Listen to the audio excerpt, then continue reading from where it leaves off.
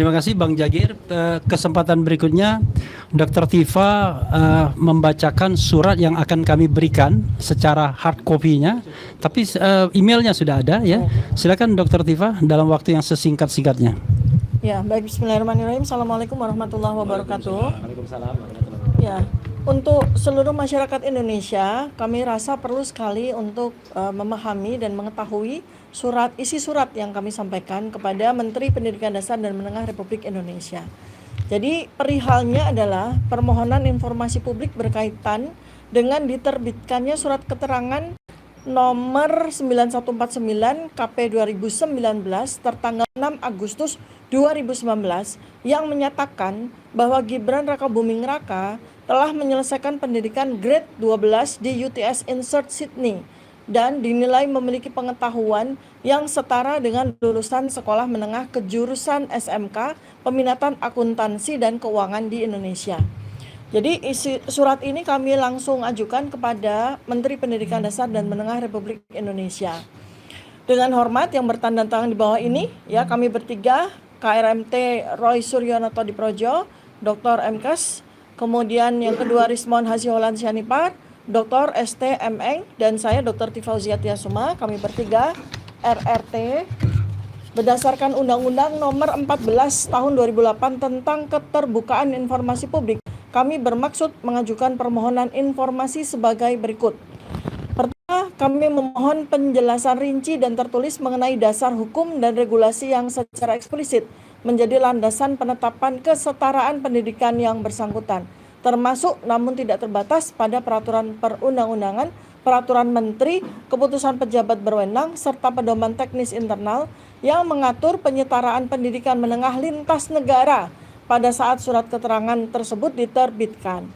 Untuk diketahui bahwa berdasarkan surat, Gibran Rakabuming Raka menyelesaikan SMA-nya atau setara itu di Sydney di UTS Insert.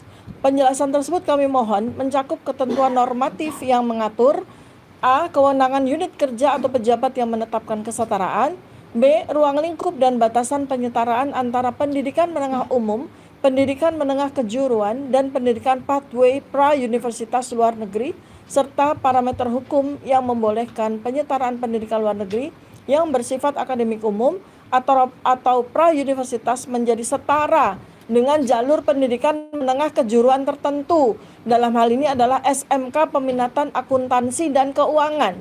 Selain itu, kami memohon kejelasan apakah pada saat penetapan kesetaraan tersebut berlaku regulasi atau pedoman yang secara khusus mengatur konversi lintas jalur pendidikan, General Vocational Equivalency, serta bagaimana ketentuan tersebut diterapkan secara konkret dalam kasus ini, termasuk apabila terdapat diskresi administratif yang digunakan dan dasar hukum diskresi tersebut.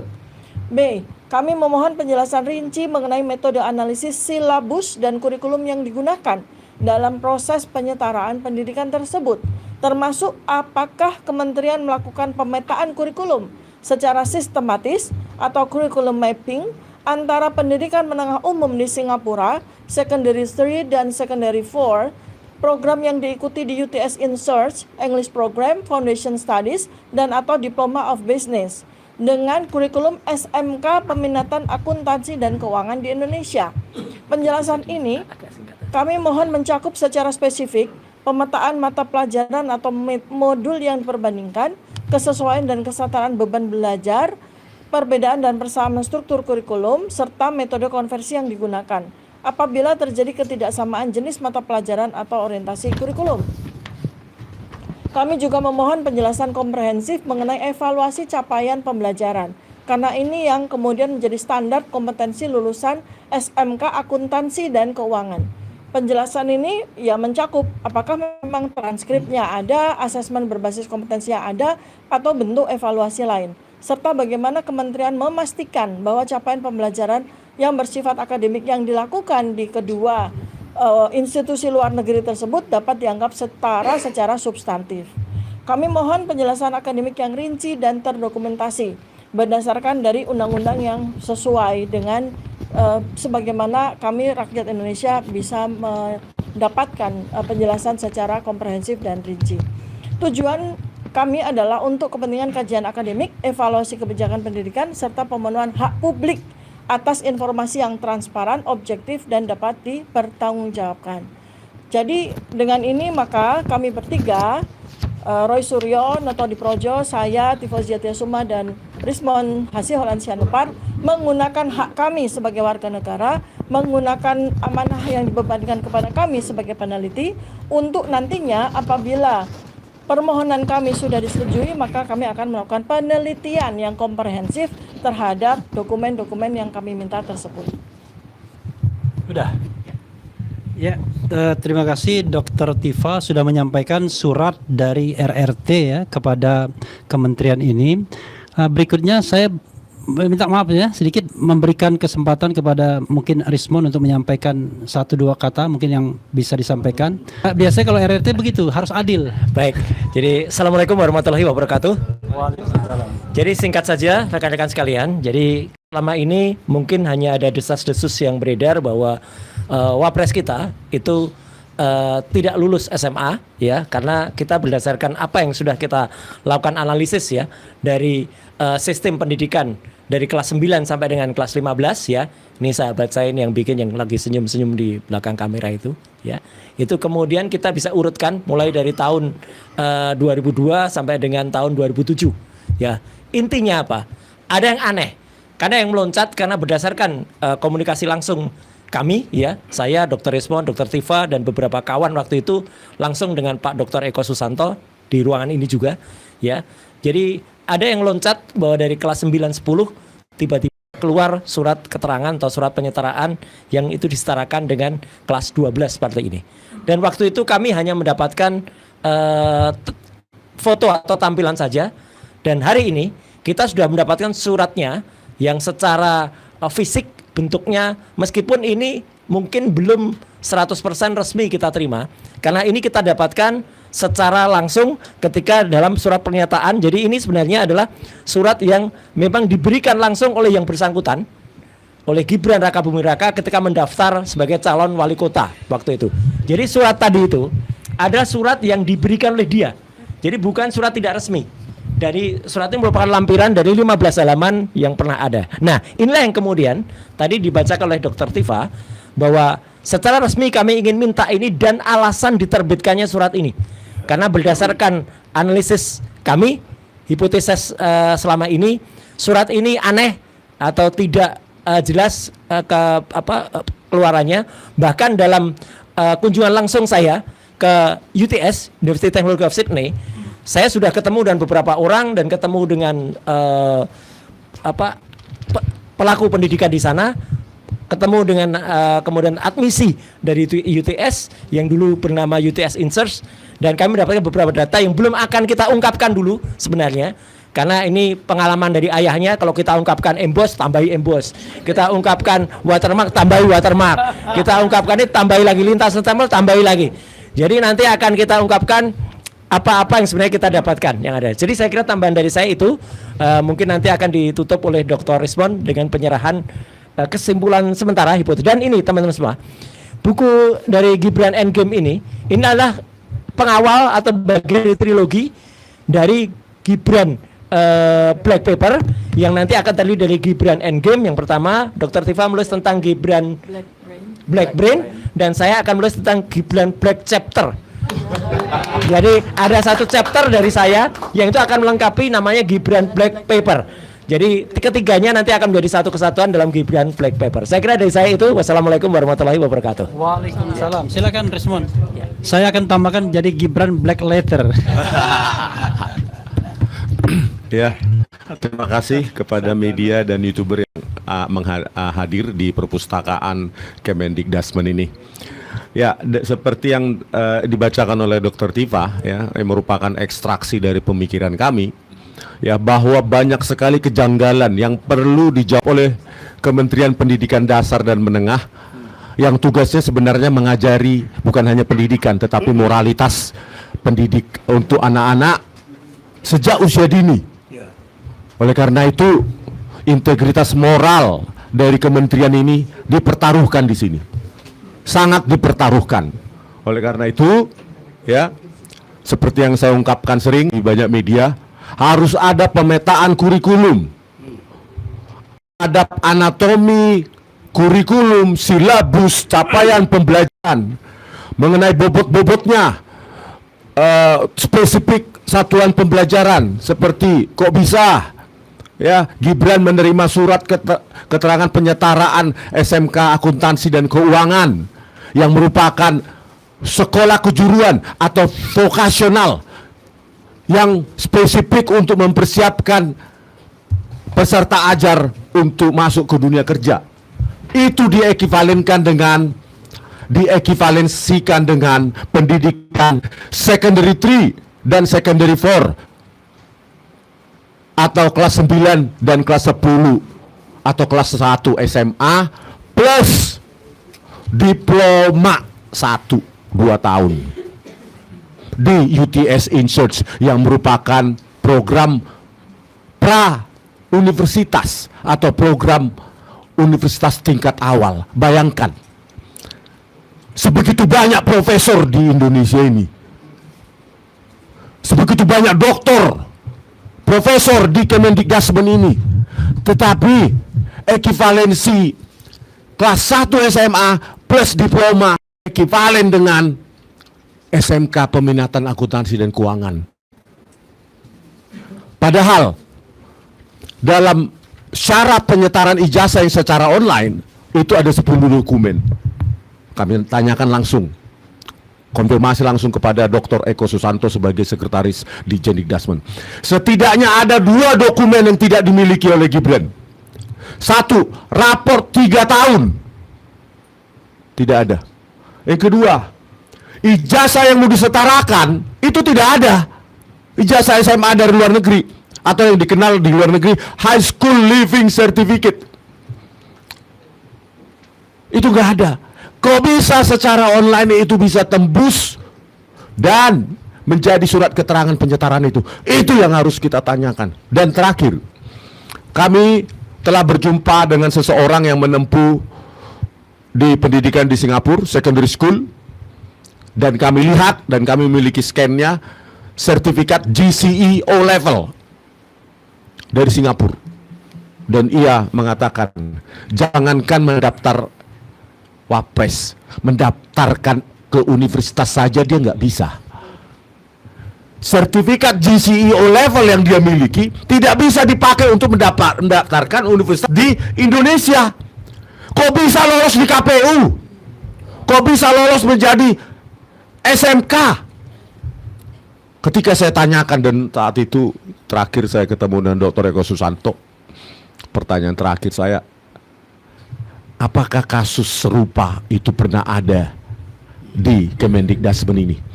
Maksudnya serupa artinya secondary 4 atau kelas 1 SMA plus diploma itu ekivalen dengan SMK. Tidak ada. Kalau memang ada, ayo kita tunjukkan nanti, besok, kalau ada. Oleh karena itu desakan kami, ya, kejujuran dari Kemendikdasmen, ya, karena ini kementerian mengajar moralitas sejak usia dini, ya kalian dulu juga bermoral. Jangan mengajarin anak-anak bermoral kalau kalian tidak bermoral.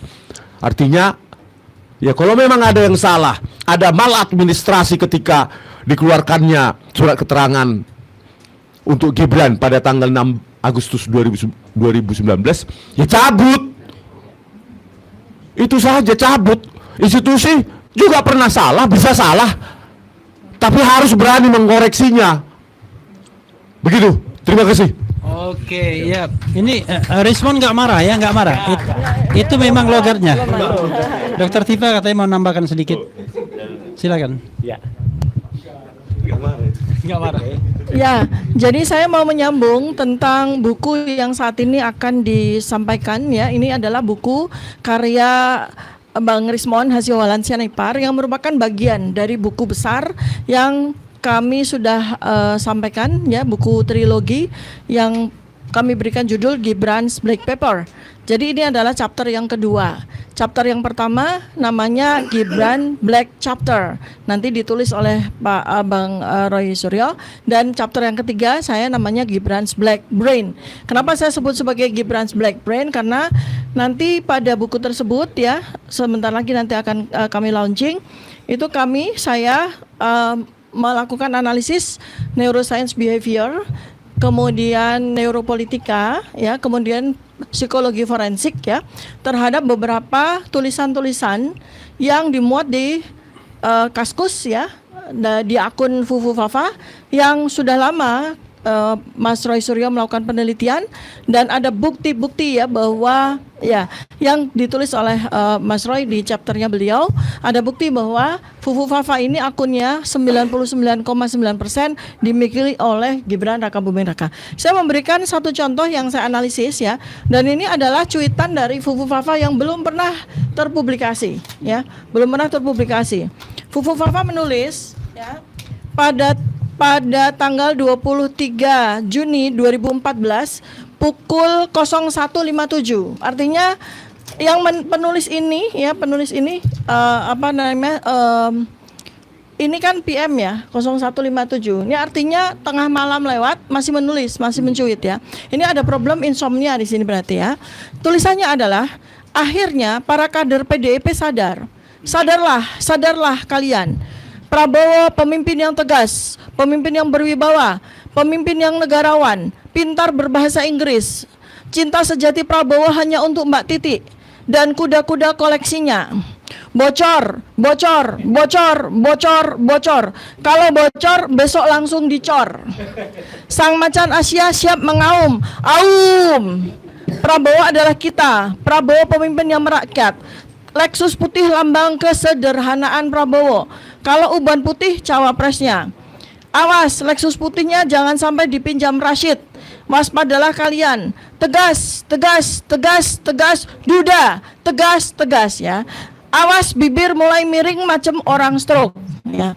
Nah, cuitan-cuitan seperti ini ada kurang lebih 5.000 cuitan. Saya lakukan analisis ya, kemudian secara selektif saya lakukan analisis terhadap 50 cuitan yang memang mengindikasikan bahwa seseorang ini punya masalah dari sisi neuroscience behavior ya. Jadi silakan nanti Anda akan bisa membaca analisis saya di buku Gibran's Black Brain. Terima kasih. Oke, terima kasih. Ini mohon maaf ya, pihak Kemendikdasmen sudah mulai menunjukkan tangan begini ya. Kita mulai prosesinya penyerahan ya. Sebenarnya kita ingin menyerahkan 3 buku. Jadi tadi chapter pertama Gibran Black Chapter itu mestinya 1. Kemudian Gibran Black Brain mestinya 2. Nah terakhirnya Gibran Endgame mestinya 3. Tapi karena ini RRT dibalik 321 jadinya. Jadi mohon dimaklumi, yang sudah ready adalah Gibran Endgame ya. Kita langsung lompat, jumping up ya, karena terkait dengan Dikdasmen juga. Kalau ini terbukti bahwa Gibran tidak memiliki ijazah SMA, maka dia qualify for impeachment ya kan, untuk dimakzulkan sebagai wakil presiden Republik Indonesia. Oke, silakan. Ada 3 penyerahan. Jadi kalau hari ini misalnya baru hipotesis dan belum terbukti, nanti kalau sudah terbukti maka situ mundur lah kowe. Ya, gitu ya. Situ mundur lah. Ya gitu. Itu jadi mungkin sudah jelas. Sorry maaf. Ya. Kalau surat mungkin diserahkan Dr. Tifa langsung. Bang Jagir, surat diserahkan Dr. Tifa, nggak apa-apa. Kemudian nanti Mas Roy menyerahkan buku Jokowi Sweat Paper. Kemudian Rismon karyanya. Ya. Ya, yang menyerahkan Dr. Tifa.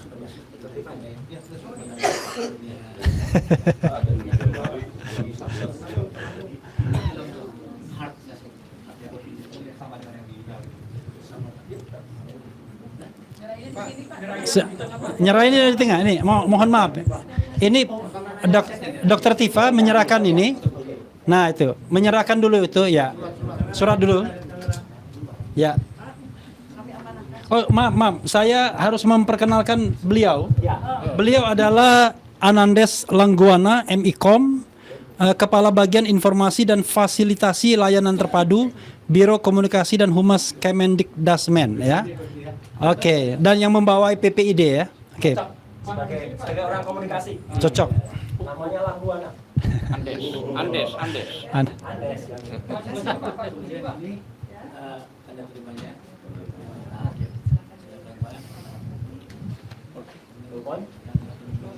Ya, yang kedua Jokowi's white paper dulu ya karena baru duluan terbit. Oke, oh tahu tanda terima ya.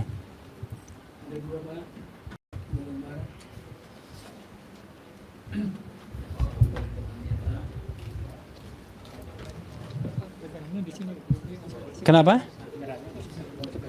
Oh iya. Ibu-ibu mohon maaf kalau menyerahkannya di tengah ya, agak di tengah. Kasihan yang lain. Mas Roy. Agak tengah. Nah, gitu. Ya. Penyerahan buku ya. Penyerahan buku jangan. Jokowi's white paper dulu. In order duluan terbit. Jadi buku Jokowi White Paper ini yang nanti akan juga menjadi ada seri yang kedua yaitu buku Gibran Black Paper, tapi nanti chapter keduanya nanti akan diserahkan oleh Dr. Rismon dan moga-moga buku ini bisa diterima karena ini adalah insya Allah 701 halaman ini bukan main-main yang kita tulis, ini ilmiah. Tapi kalau ada orang belum pernah baca bukunya mengatakan tidak ilmiah, itu berarti dia harus ikut sido mundur ya. Ya, the last but not least ada, oke, penyerahan. Ya. Lampiran dari berkas yang tadi diserahkan oleh Bu Tima ya, lewat dan dengan kuasa hukum puluhan pengacara kami, ya pengacara RRT, bela RRT. Nah, sebagai lampirannya kita serahkan kepada pejabat perwakilan pejabat PPID di Kemendikdasmen. Judulnya Gibran Endgame Wapres tak lulus SMA. Ya. Semoga ini dikaji dengan kejujuran. Karena apa? Kementerian ini mengajarkan kejujuran sejak usia dini. Harusnya mereka jujur dulu. Ya. Kalau memang ada yang salah di sini, bantahlah dengan buku. Ini kementerian, banyak profesor doktor di sini. Bantah dengan buku. Jangan seperti seberang sana mengatakan buku Jokowi's White Paper tidak ilmiah, terus cengengesan dia. Bantahannya cuma itu. Karena di sini banyak profesor doktor di kementerian ini. Silakan bantah. Kalau bisa kita seminarkan secara terbuka. Tapi sebelum itu kita akan jumpa besok di sidang Komisi Informasi Pusat KIP. Termohon dari pihak Kemendikdasmen. Silakan Pak. Ya, itu nggak marah ya, itu biasa ya. Oh, nggak marah itu saya. Mungkin ada yang mau disampaikan. Ini Pak. Ya, terima kasih kami dari Humas tentunya sudah menerima kunjungan dari Bapak Rismon, Pak Rosuryo, dan juga surat sudah dikirim melalui email sebelumnya sudah kami terima juga. Nanti kami akan proses sesuai ketentuan dan perundang-undangan yang berlaku. Terima kasih sekali lagi. Terima kasih. Tapi Pak ya, jawabannya jangan simpel. Soalnya pertanyaannya kompleks. Jadi jangan pertanyaannya kompleks, nanti jawabannya simpel. Tidak dalam penguasaan kami, tidak dalam penguasaan kami. Jangan begitu. Ya, oke. Cukup ya. Ya, terima kasih banyak kepada Kementerian Pendidikan Dasar dan Menengah. Terima kasih banyak kepada Menteri dan Wakil Menteri yang memfasilitasi pertemuan ini. Pak Andes juga terima kasih ya. Langsung diperintahkan oleh Wakil Menteri untuk menghadapi kami. Tapi sempat ketar-ketir juga karena terlalu banyak waktu yang kita sita. Ya itu teman-teman semua ya, makasih ya. Kalau mau dilanjutkan jangan di ruangan ini sudah selesai ya. Wassalamualaikum warahmatullahi wabarakatuh. Waalaikumsalam.